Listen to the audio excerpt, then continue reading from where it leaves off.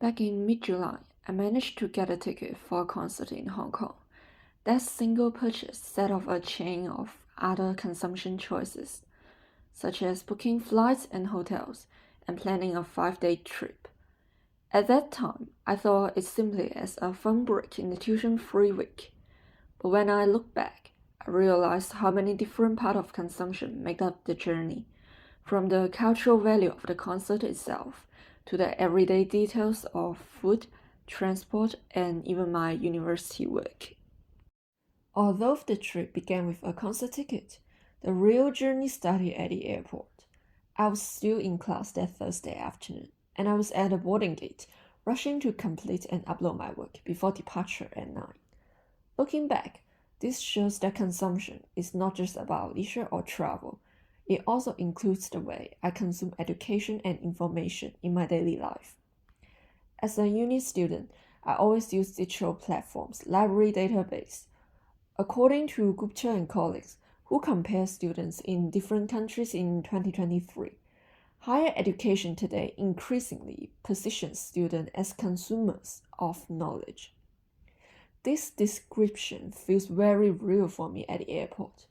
I wasn't just spending my money to purchase my flight to Hong Kong, but was spending on tuition as well. Spending my time and spending educational resources to do what I'm supposed to do as a uni student. Even how I acquired information like reading online is consumption. I use it via school database or free platform like Google, unaware of the uncharged charges of time, attention, and personal information. And so, before I have even boarded the plane, I've already spent several things: the concert ticket that started this trip, airfare, internet access, study materials, and my own labor. This experience highlights how deeply consumption is connected in my everyday life, not only for leisure purposes, but also as an integral part of how I learn, how I work, and how I prepare myself for potential yet to come. When I finally got to Hong Kong, the airline staff told me that my bag was left behind when I was in transit in Singapore and will be dispatched on the next available flight. The consolation is they told me that they would send it directly to my hotel in the late afternoon. I was annoyed at that moment, yet somehow reassured. The flight ticket I bought was not just for a ride, but it also has this kind of customer service. What I'm paying for is more than the flight itself. It is the whole journey experience provided by the airline company. The lost baggage reminded me that as a consumer, I belong to a system where quality standards of service and reliability are all included in the package. At the same time, this experience makes me think of the vulnerability of being a consumer. As Edgebury 2019 pointed out, this moment revealed the vulnerability of consumers, who often lack real control when service expectations are disrupted. It seems like I have the control. I chose the airline, booked my flights, and trusted the company. But actually, I was dependent on their system. My personal comfort, even my ability to attend the concert, depended on the efficiency of a global airline network.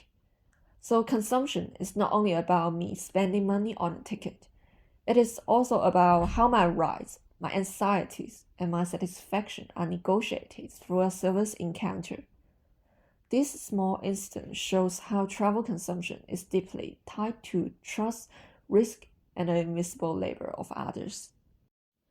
Some of my daily consumption in Hong Kong was using digital platforms and everyday tools. From the moment I stepped out of the airport, I relied on Google Maps to navigate the city. It seems like a free and neutral service, but as Jared 2006 observed in his study of eBay, digital platforms quietly discipline and shape user behavior. The app tells me which roads are best, which buses or trains to take, and how long each road will take.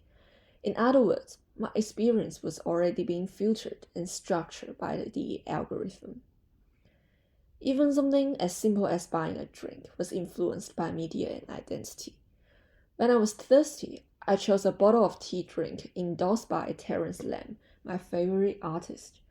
It is not the cheapest option, but it gives me a small sense of connection to him. This highlights how media text and celebrity branding have a direct impact on daily consumption practices. In fact, a recent study on Chinese emerging adults found that intense celebrity worship correlates with a variety of mental health consequences, indicating how deeply fans internalize relationships to the celebrities. That means when I decide to consume that drink, I'm not just buying a product, I'm buying symbolic relations, identity, and emotional connectedness to the celebrity.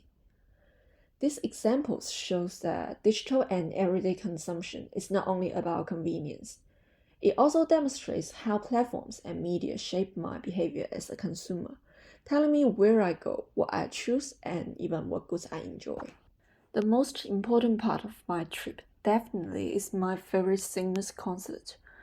On that Friday night, after having a quick dinner at a restaurant near the hotel, I headed straight to Hong Kong Coliseum.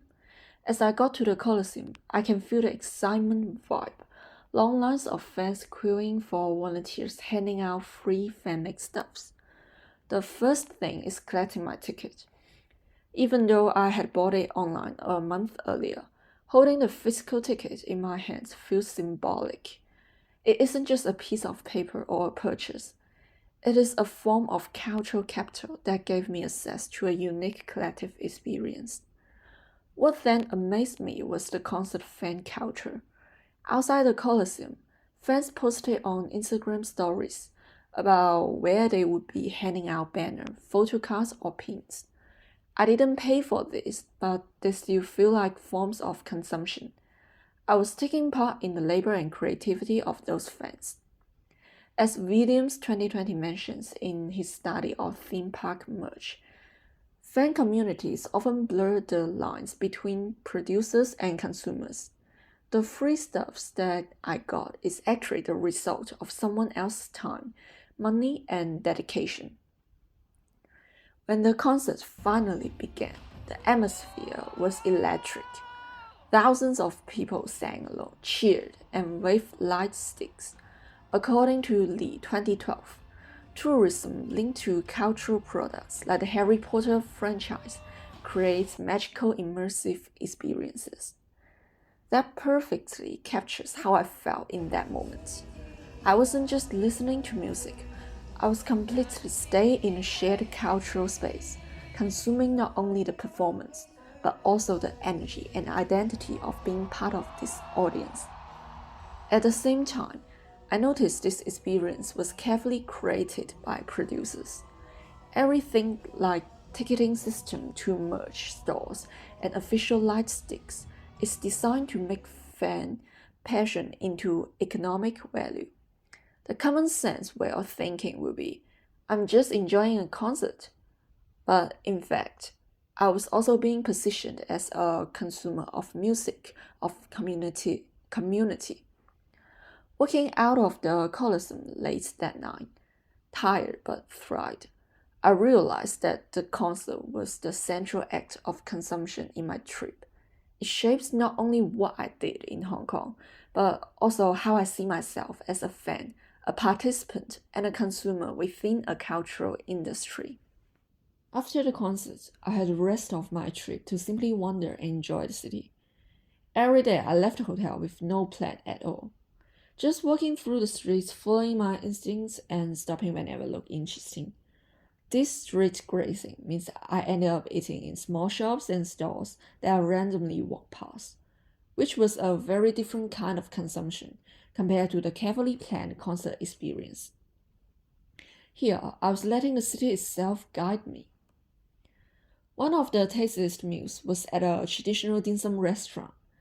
I heard about it from a local honky friend and also saw it online, which shows how my interpersonal connections and digital media both shaped where I chose to spend my money. Eating dim sum there felt like more than just fill me up. It is a way of participating in a culture. As the Solier 2013 reminds us, food consumption is deeply tied to identity. In that restaurant, I felt like I was not just a tourist, but someone temporarily connected to the everyday life to Hong Kong. Transport was another form of consumption. Although I mostly took the MTR, I especially loved taking the Ding Ding trains. They are slow, but to me, they represent something unique in Hong Kong. That choice highlights what Frost 2004 calls heritage tourism, where part of what we consume is not just the service itself, but the history and cultural meaning attached to it. Shopping also became part of the journey. I went to several city shops to find 2 albums by Terence Lam, including a Blu-ray set. These purchases are more than just music. They are collectible items, links to my fandom and my memories of the trip. Similarly, the official concert merch I pre-ordered online, which are a tote bag, t-shirt, and a power bank, finally arrived during my stay. Williams 2020 points out that fan merchandise extends the performance into everyday life, and I felt exactly that as I unpacked those items. Even practical decisions reflected my consumer identity. For example, I switched hotels during the trip because it saved me about 400 Hong Kong dollars. Booking through trip.com means my choices were algorithms, reviews, and price-wise driven. It reflects how digital platforms shape what we think are rational consumption. According to Gazine 2004, tourist souvenirs are material traces of memory. Before flying back to Perth, I picked up some fridge magnets as souvenirs for my friends. Looking at all these moments, I realized that consumption happens in every aspect of my trip, through food, transport, music, merchandise, and even the smallest souvenirs. Each act was not just about money, but about culture, identity, and memory.